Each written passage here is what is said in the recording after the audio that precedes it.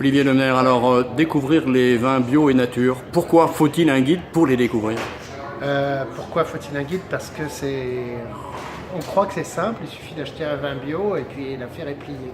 En fait, c'est pas simple, parce qu'il faut savoir où on peut acheter un vin bio, où on peut acheter un vin nature, comment, lequel choisir. L'offre est énorme et donc c'est effectivement pas évident d'arriver à se repérer dans cette espèce de maquis où il y a beaucoup d'arnaques et puis beaucoup de vignerons merveilleux, magnifiques, géniaux, etc. Alors quelle différence vous faites vous entre vin bio et vin nature? Un vin bio, c'est un vin qui n'utilise pas de produits chimiques de synthèse, donc il n'utilise que du soufre et du cuivre et de manière limitée, qui sont des produits naturels, des pesticides naturels. Cela dit, un vin bio, c'est pas la panacée. Ça veut dire qu'on peut faire du vin bio et en même temps que ce vin bio se comporter mal avec ses employés, le faire de façon opportuniste pour avoir le label, respecter les règles, mais finalement faire un vin qui n'a pas grand intérêt. Donc ça veut dire que moi, ce que je défends d'abord et avant tout, c'est l'idée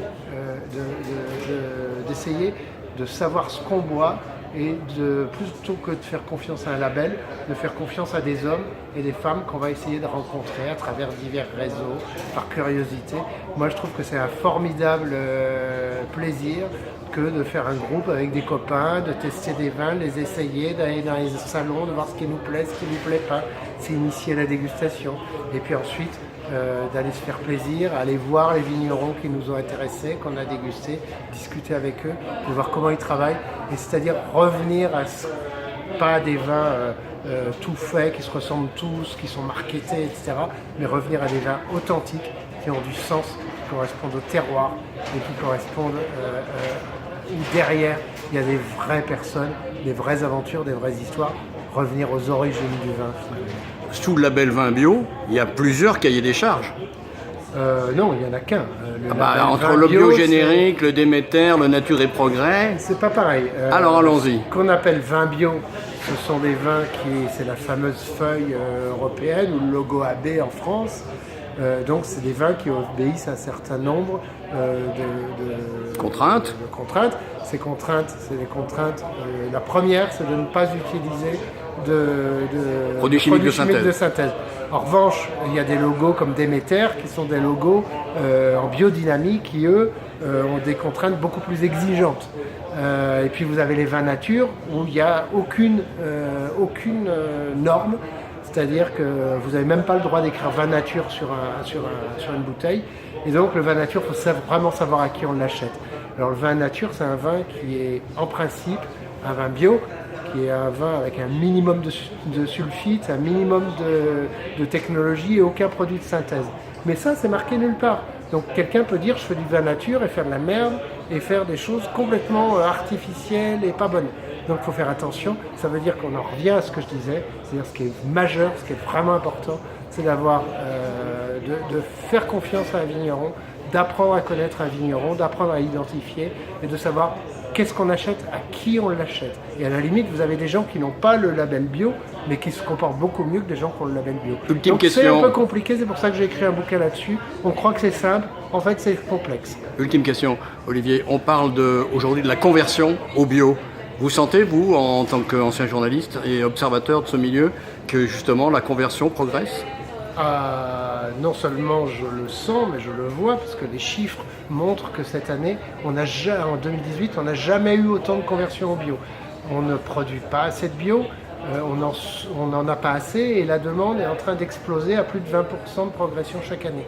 Donc d'une manière ou d'une autre, il va falloir produire plus de vin bio, pas seulement pour des raisons éthiques, pas pour des raisons de santé, pas seulement pour faire des bons vins et des vins en lesquels on ait confiance, mais aussi pour des raisons tout simplement marketing, parce qu'il faut répondre à cette demande. Par ailleurs, il faut savoir que les vignerons, s'ils veulent vendre leur vin, s'ils veulent qu'on ait confiance en eux et s'ils veulent être fiers de leur travail, il va bien falloir qu'ils aillent vers ça. Et en fait, il y en a de plus en plus qui vont vers ça. C'est une conversion, cette conversion-là, elle va exploser, ça va être inéluctable, on va aller de plus en plus vers ça, et c'est tant mieux, il faut s'en féliciter. Ça ne veut pas dire qu'un label dit tout, il ne faut pas se dire qu'il faut acheter n'importe quoi, n'importe comment. C'est pour ça que j'ai écrit ce fameux. Que d'ici là, cette dernière question, ça veut dire que si la demande progresse, aujourd'hui, les habitudes de consommation de la population française aussi va de l'avant. Les gens ont envie de changer. Les gens ont envie, mais ils ne savent pas comment s'y prendre. C'est comme pour le changement climatique. On se dit, j'ai envie de faire quelque chose, j'ai envie de bouger, j'ai envie d'être utile. Mais comment le faire? La première arme, l'arme citoyenne, c'est de dire je veux faire de la consommation responsable. C'est pas seulement pour les autres, c'est aussi pour moi, et c'est pas seulement une démarche utile, c'est pas seulement pour sauver la planète, c'est pas seulement pour aider les viticulteurs, c'est aussi pour se faire plaisir.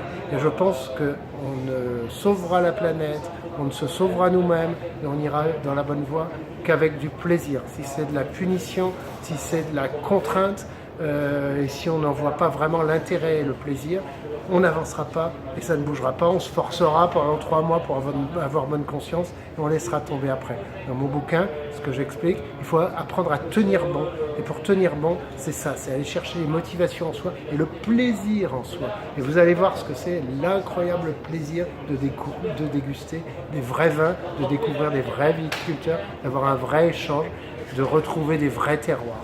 Et ça, c'est magique, c'est vers ça qu'il faut aller.